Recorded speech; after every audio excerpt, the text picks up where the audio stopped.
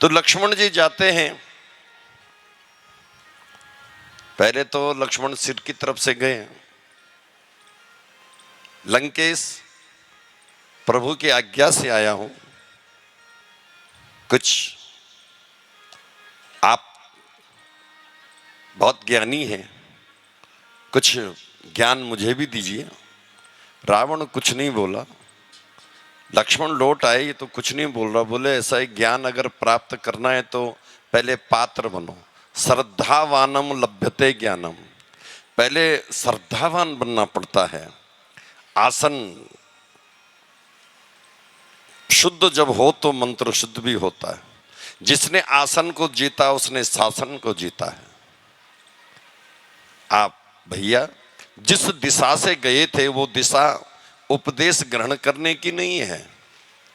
अगर आप उपदेश चाहते हो तो उसके पैरों की ओर से जाइए। लक्ष्मण गया, बैठ के फिर रावण से निवेदन किया, लंकेश मुझे कुछ उपदेश आप दें। तो रावण ने कहा, लक्ष्मण उपदेश अब क्या देना है, उपदेश के लायक तो रहा नहीं।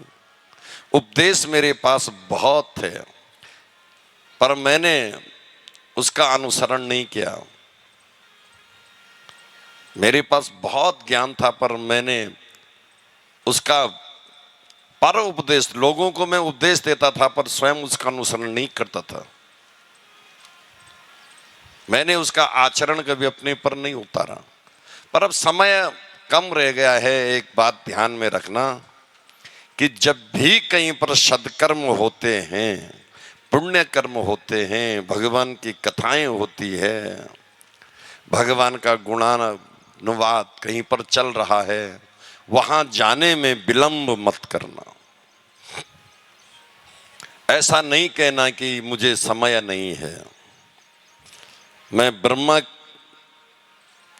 के अंशज वंश में उत्पन्न हुए थे, विश्व शर्वा,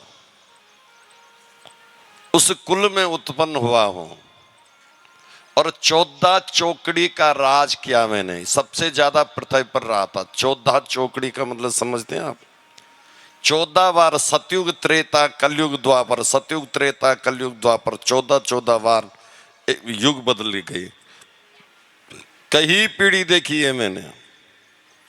इनके पीढ़ी में भगीरथ था जिसने गंगा लाई। जब मैं तपस्या कर रहा था तब भी मैं हिमालय पर था। उसको भी मैं जानता हूं। रंतिदेव हुए इस कुल में,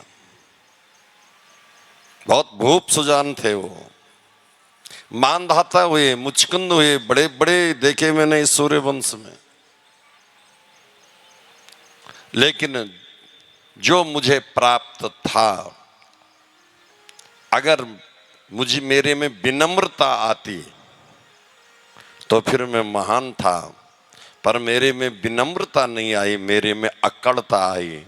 और लक्ष्मण याद रखना कि रज उड़ मस्तक पर चढ़े। रज मनी मिट्टी। मिट्टी माथे पे, धूल कहां जमती है? कपड़ों पर आ जाती है, सिर पर जमती है? जमती नहीं जमती, क्योंकि वो नरम है।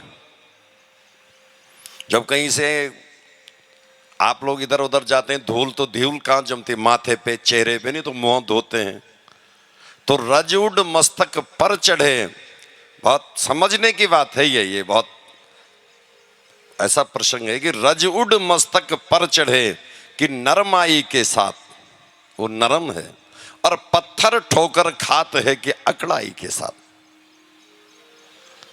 पत्थर को लोग जूती से किनारे ठोकर मार के फेंक देते हैं, किसी के पैर के नीचे ना जाए, लग ना जाए। और सरलता, जीवन अगर सरल होता है तो सत्संग से होता है।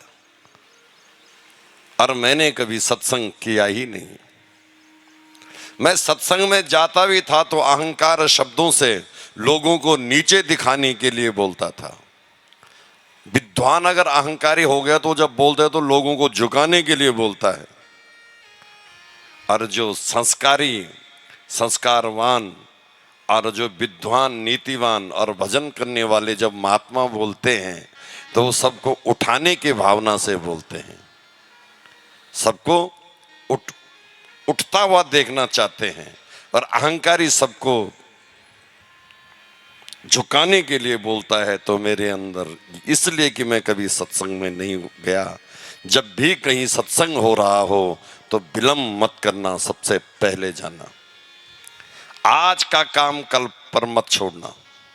मैंने सोचा ये कल करूंगा, स्वर्ग पे सीढ़ी लगाऊंगा, जितने भी हिंदू हैं उन सबका दूध बना दूंगा, घी बना दूंगा, मधु बना दूंगा, करूंगा करूंगा करूंगा। वो रासायनिक शास्त्री भी था। कौन? रावण। रासायनिक क्रिया भी जानता था, और 14 विद्याओं का वो जानकार भी था। इसलिए सज्जनों, जहां भी सत्संग होता है, जहां भी, थोड़ा तर्ज रखना, हजारों फूल बरसाओ। जहां भी सत्संग होता है,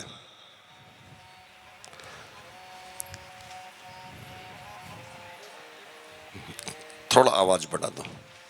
जहां भी सत्संग होता है वहां हमेशा जाओ। ये लक्ष्मण को कहा था रावण ने। जहां आपने तो स्वर ही बदल दिया वो।